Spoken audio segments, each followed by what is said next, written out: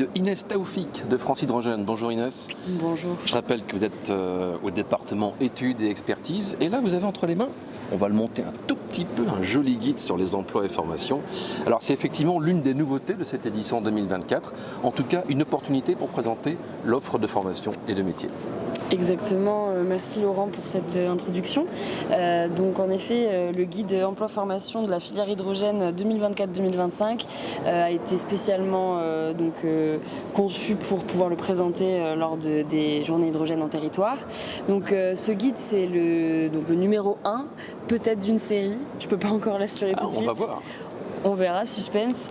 L'idée en tout cas c'était de pouvoir, donc dans toute la dynamique qu'on a mis en place sur le sujet compétences métiers formation pour la filière hydrogène, c'était de pouvoir donc valoriser les résultats du diagnostic défi et en même temps de donner la parole aux acteurs qui composent finalement le monde de la formation et de la montée en compétences de la filière qui accompagnent les acteurs de la filière tous les jours. Donc en même temps en faisant des interviews de personnes inspirantes, de femmes. On a essayé aussi de valoriser les femmes dans la filière J'en ai vu sur hydrogène et les fioles par industrielle. exemple, et c'est bien une femme, me semble-t-il, qui prend la parole là. Exactement. On a également proposé à Valérie Bouillon-Delporte, qui est une des femmes inspirantes. La vitrine de la filière en Europe maintenant. Exactement. Donc ça c'était l'objectif et l'idée c'est vraiment de donner envie, de montrer, d'expliquer de manière pédagogique à des personnes jeunes ou moins jeunes mais qui souhaiteraient s'orienter vers la filière, les opportunités. Qu'est-ce que la filière hydrogène aujourd'hui, les entreprises qui la composent et par exemple de pouvoir se projeter concrètement dans la filière avec des fiches métiers qui ont été élaborées avec ADECO sur les métiers les plus en tension de la filière actuellement comme le chef de projet hydrogène ou le technicien de maintenance ou le tuyauteur-monteur par exemple. Un exemple, on peut parler des incubateurs AFPA parce qu'en fait il y a des métiers où justement on parlait de métiers en tension, c'est leur rôle. Exactement, donc les incubateurs AFPA qui sont sur divers métiers. On peut citer le technicien de maintenance et le soudeur par exemple qui est un métier qui est en tension dans toute la filière industrielle.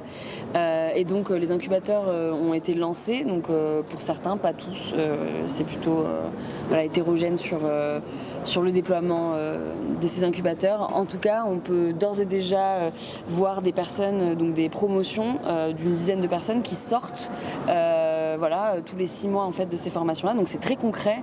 Ces personnes-là trouvent dès l'emploi dans la filière hydrogène. Donc c'est vraiment une réalité aujourd'hui. Donc dans tous les cas, on sait, il y a plus de 7000 emplois actuellement et on a eu une augmentation de 10% entre 2023 et 2024. Donc on voit que la dynamique, malgré le retard qu'on peut identifier sur la filière, la dynamique est là.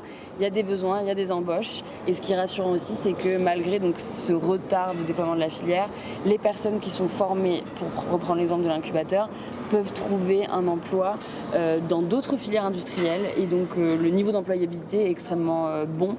Donc c'est aussi quelque chose qui est rassurant pour les demandeurs d'emploi. La transition énergétique mène à tout. Et puis bien sûr l'actualité avec les gigafactories parce qu'il y a des besoins là aussi. Exactement, donc on peut citer l'exemple de McPhy qui a sorti sa Gigafactory et qui en a fait son inauguration il y a 2 semaines maintenant et qui, si j'ai bien les chiffres en tête, emploie actuellement une 30aine de personnes.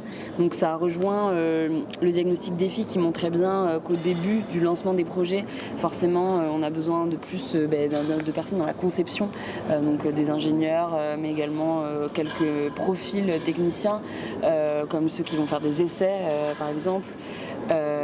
Donc voilà, une 30aine de personnes actuellement il y en aura plus forcément après. Voilà, pour atteindre les 450 emplois prévus pour faire fonctionner l'usine à son moment à pleine charge, à sa valeur nominale. Donc voilà, des belles perspectives d'emploi et des besoins en formation. Inès Taoufik de France Hydrogène, on remonte. Voilà ce petit guide sur emploi et formation, c'est l'une des nouveautés de cette édition 2024. Merci, à bientôt sur Hydrogène Today.